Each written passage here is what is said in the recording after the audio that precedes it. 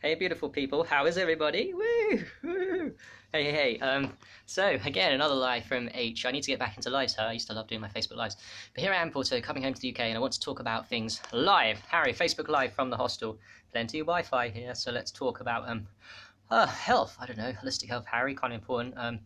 Let's talk about the basics. The basics. Title, click, very true. Caffeine and sleep masks. I already did a great video on sleep masks, so I want to talk about them more. The power of the basic shit. Are you guys actually nailing it, or do I have to keep repeating myself? I have to keep repeating myself. Plus, I learn by teaching. So, caffeine. Oh my god, caffeine. That's a disastrous chemical. As Matthew Walker, who's written a very prominent book on sleep called Why We Sleep, which I highly recommend you read, says, caffeine is the only psychoactive substance freely available to children. Psychoactive. It's very fucking dangerous. And yes, it does destroy sleep. So caffeine is not a good thing. If you care about your health, yeah, Rory, how you doing, man? If you care about your health, caffeine is not a good thing to be taking in, especially the amounts that people take. And it's on my mind because the way I learn is from other people, and of course I'm in a hostel now with normal people, and guess what, I talk to normal people and they become my friends, but I learn from them about what people do wrong. And one of my new friends here who I sleep with is for a better word, addicted to caffeine. He wakes up in the morning every morning and he told me he drinks Coca-Cola, which is full of caffeine. And then he's said he was addicted to coffee before, and he transitioned from coffee to being addicted to coffee to Coca-Cola. They both have high doses of caffeine in it. So imagine that, you wake up, you drink loads of caffeine to wake you up because you've had a bad night's sleep because you drank caffeine the night before. It's crazy, it's mad. And then you just need that cycle of more caffeine. Now, caffeine is an addictive substance. It is not good for you. And he was even telling me he drinks so much Coke and coffee of a day that when he doesn't drink it, he gets the caffeine shakes, the withdrawal symptoms. That's how we know it's an addictive substance. When something's taken away and you start shaking, a bit like heroin too, there's many other substances that are addictive, and you start having withdrawals. With caffeine, you get the shakes. This is not good. Not least, the caffeine activates your fight or flight sympathetic nervous system. In other words, caffeine puts you on edge. And if you're addicted to it and you take it a lot, forget about sleep. It just makes you on edge. So you walk around town on edge. I was literally with him yesterday. Now, he's a good person, and I don't want to speak badly of him, but when we went out yesterday, I noticed he was really edgy in town. He was like really edgy. And I know why, because he fucking drinks caffeine. And I know why I found it easy back in the day, maybe before I even took health seriously in 2016, I think about 2012, very early on, 8 years ago, I gave up caffeine. The reason why for me is because I was already in fear mode and scared of being around strangers and antisocial. And I was already in fight or flight 24/7. So what I found very easily was that caffeine, drinking tea, which I used to drink, made my stress worse. So it put me in fight or flight all the fucking time. And you know why caffeine puts you in fight or flight all the time? Because caffeine has a half-life of like 6 to 8 hours. In other words, it takes about 6 to 8 hours for it to lower from whatever dosage you had to half, and then another 6 to 8 hours to go another half, another 6 to 8 hours to go another half. So if you take a lot of caffeine, it takes a long time to get the caffeine out the fuck of your system. So it's not a good thing to have. And guess what? If caffeine takes a long time to get out of your system, it's going to affect your sleep. Because if you take it at 3 p.m., 6 hours later at 9 p.m., half it's in your system. You take it at 3 a.m., that's 2 half-lives, there's still some caffeine in your system. So it's no wonder it can't make you sleep. Now, why does caffeine destroy sleep? Because it affects sleep pressure. Now, sleep pressure is, after a certain amount of time, you are going to need sleep. So basically, after 16 hours plus, your sleep pressure starts building in your brain. Your adenosine, which is, I think, is a neurotransmitter or something, starts building up. So you wake up in the morning, you have a clear set of adenosine. As the day goes on, the adenosine, the sleep pressure, starts building up from the morning. It starts building and building and building. When you get to about 16 hours since the last time you went to sleep, the pressure gets quite high. And then it goes to 17 hours, you're awake. Pressure, more adenosine into the brain, and then you start wanting to go to sleep. It's called sleep pressure, which is affected. Increase of adenosine sleep pressure. It's in all humans. You stay up for 16 hours, you're going to be tired, 17, 18, 19, 20, and then it gets to the point where you stay up for 21, 22 hours and you start feeling drunk. Now, caffeine interferes with the adenosine buildup in the brain. It kind of locks onto the adenosine receptors. So basically, caffeine tricks your brain that you've had enough sleep. So when caffeine tricks your brain, you've had enough sleep, you aren't tired. Like this guy. And look, he's a nice guy. I love him to bits. I think he's gone to Porto now. He's gone. So, but look. I'm sleeping with these guys here. Look, I'm with the normal folk.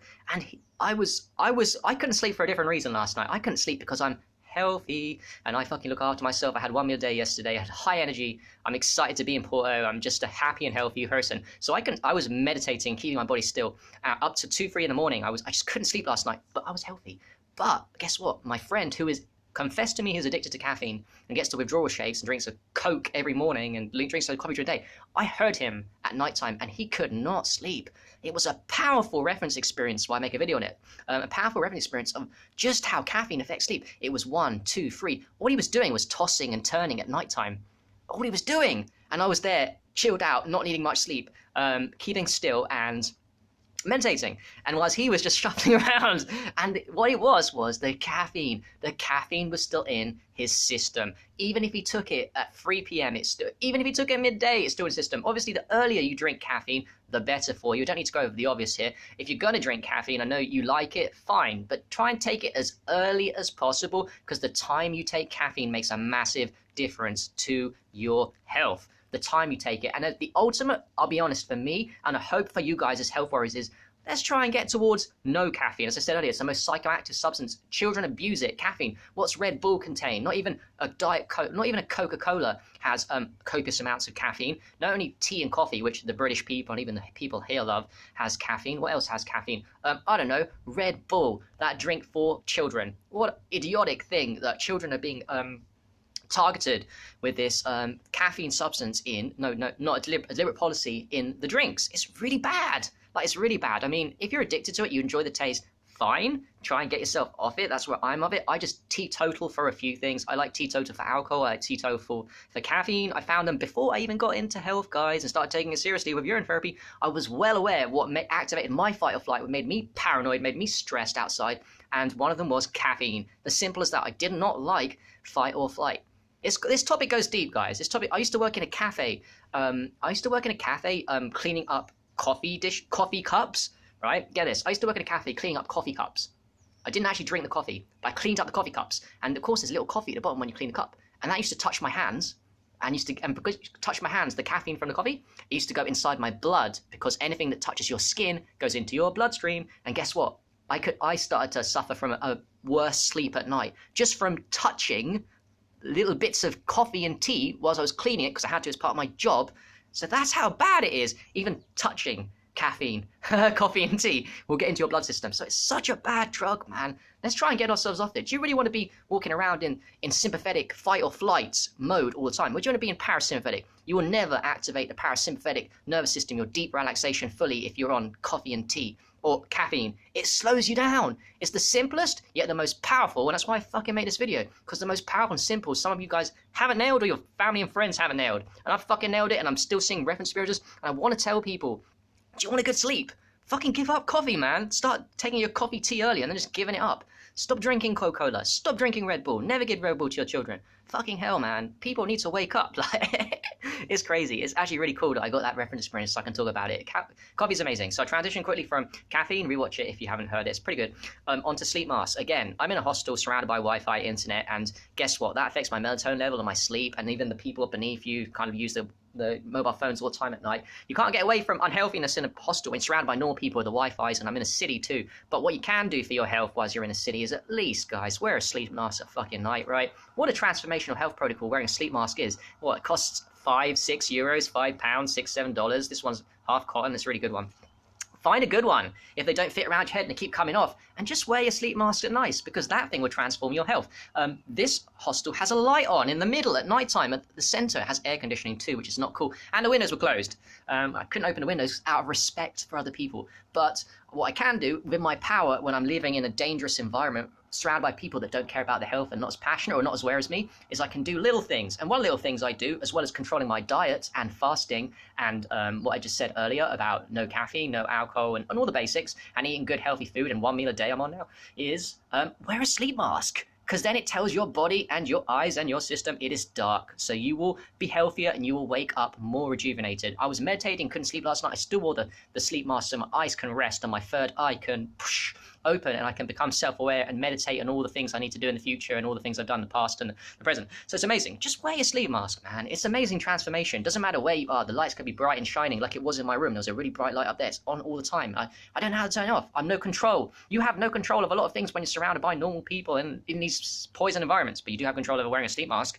You do have control of what you eat. You do have control of how you exercise and all these things. So it's powerful. And that's it. Thanks everyone for watching. This has been Holistic Health Harry signing off. Hi Niels, man. I hope you're well, brother.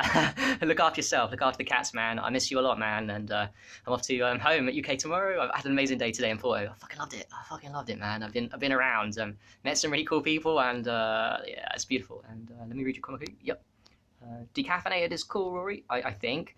Although I've heard bad things about it, I don't know. I'm open-minded to everything, but I think decaffeinated is a way to go compared to caffeinated. I think decaffeinated still contains caffeine. Correct me if I'm wrong, guys. Sounds a little bit, but much less than caffeine. So that's cool.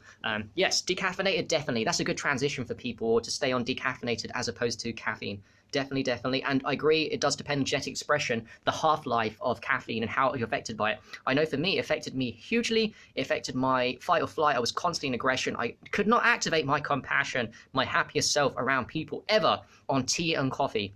On just one tea a day, I never drank coffee, one tea a day. I used to be a tea drinker. I was brought up by my parents, and that's all you do in the UK, drink tea. So I couldn't be the best version of myself. I figured out very early on that one of the best things I've ever done in my life, very early on, was urine therapy, obviously, game changer. It's made me meet all of you guys and do all the amazing things. But before that was actually I gave up caffeine. I just knew it was bad for me, and it changed my life, and I found it easy because it was such a difference between me caffeine free and me on caffeine, such a huge difference in personality. So that's how I know if for other people it's the same. You experience a huge personality shift when you get off caffeine, man, compared to being on it.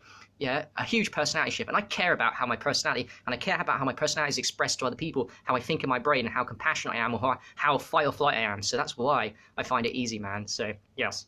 Oh, there you go, Nadia. Yep. Good. Chris, it's all about getting it down to a certain amount that you find manageable. I'm not saying to people give it up, man. You do what you want anyway. You're your own boss. But yeah, get it down. Work on drinking less and less, and please drink it as early as possible. That 1 or 2 or 3 hours earlier makes a massive difference to your health. Do not underestimate the power. I can't see myself ever going back on caffeine. But for other people, that's cool. You get yourself down and you enjoy life, because I know life is to be enjoyed too, and it's not all super serious here. You know, so all good. All right, thanks guys for watching. This was Holistic Health Harry in Porto, in my hostel, and the sun is out, so I'm going to go and do some sun gazing. I love you all very much, and peace, and be well, and wear that sleep mask, and try and reduce your caffeine intake. Have a lovely day. Bye.